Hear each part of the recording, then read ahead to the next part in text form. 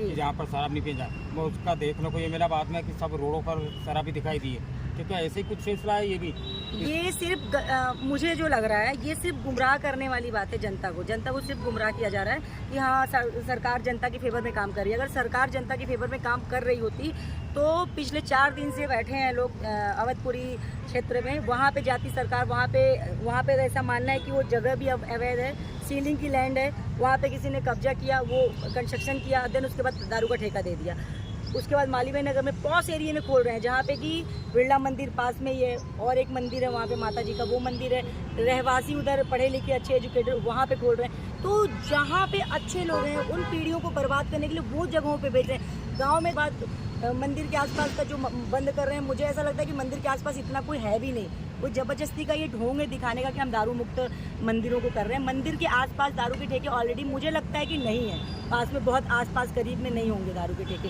धार्मिक स्थलों से बंद करना सिर्फ और सिर्फ ये एक गुमराह करने की साजिश है जनता को। अभी शराब का जो होता है कि स्कूलों के करीब कोई भी ठेके नहीं होना चाहिए, हॉस्पिटलों के करीब नहीं होना चाहिए और रहवासी जो बस्ती होती है उसमें नहीं होना चाहिए। पर अभी करोत पे देख लीजिए कि वहाँ पर जो बने हुए। देखिए मैं एक बात बोलूँ आपको, शराब जैसी चीज़ का वर्णन पूरे इतिहास को उठा लीजिए, उसका कहीं भी उपयोग सही मायने में नहीं दिया गया है। शरीर को क्षय देती है, धन का आपका नुकसान करती है।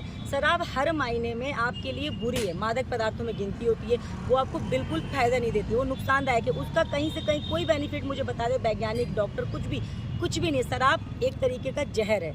वो सिर्फ जगहों पे नहीं कि हॉस्पिटल के पास नहीं, विद्यालय के पास नहीं है, वो शराब पूरे ही प्रदेश से बंद करना चाहिए। मैं तो बोलूँगी पूरे देश से बंद करना चाहिए। और अगर सरकार के पास रेवेन्यू जनरेट करने का इसके अलावा कोई और ऑप्शन नहीं है तो थोड़ा पढ़े लिखे लोगों को अपने आसपास बैठाएं, उन्हें पता चलेगा कि शराब के अलावा भी दूसरी चीज़ों से रेवेन्यू बहुत अच्छे से जनरेट की जा सकती है। तो शराब बिक्री पर रोक लगाइए, जिस तरह से पाबंदी लगाइए।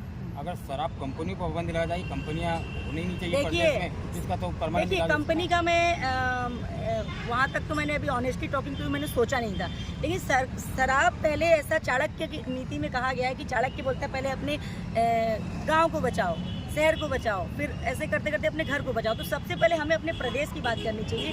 हमें अपने प्रदेश से शराब मुक्त करने के लिए हमें अभियान चलाने चाहिए सरकार को।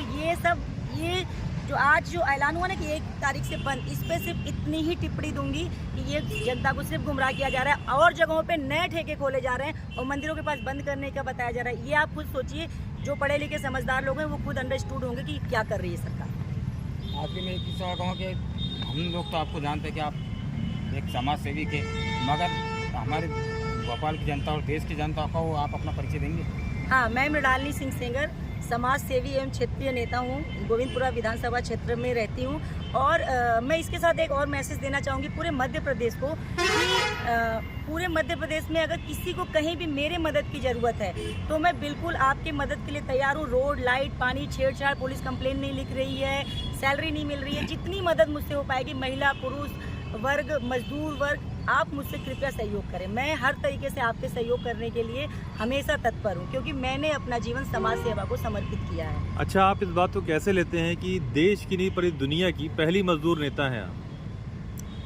हाँ, मुझे थोड़ा कहीं कठिनाई तो आती है, बिकॉज मजदूरों को समझाना थोड़ा सा पैनिक होता है, क्योंकि मैं उनको इतने अच्छे से अब समझने लगी हूँ कि उन्हें कैसे समझाना है, क्योंकि वो पढ़े लिखे ज़्यादा होते नहीं हैं और जो जैसा कहता उसी ढर्रे में वो चले जाते हैं।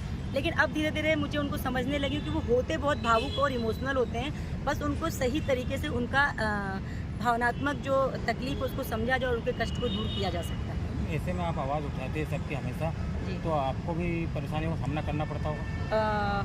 थोड़ा बहुत तो सभी को परेशानी होती है, पर वो परेशानियां तो चलती रहती हैं जीवन में, उसमें इतना अपन को नहीं सोचना है। अगर किसी रास्ते पे अपन ने कदम उठाया है तो उस पर चलना है। हाँ, एक चीज़ मैं शराब माफियाओं से बोलना चाहूँगी, जो भी आजकल संबोधन हो गया शराब माफिया, तो मैं ये कहना चाहूँगी कि हम भारत सनातन देश में रहते हैं जिसमें सनातन धर्म को बहुत माना जाता है, तो शराब को कृपया बंद करें। शराब आपने बहुत पिला ली, अगर आपको धंधा कुछ और चेंज करना है तो पानी बेचो, चाय बेचो, कुल्फी बेचो, लेकिन शराब बंद कर दो। निवेदन कर रही हूँ हाथ जोड़ के मैं आप लोगों से।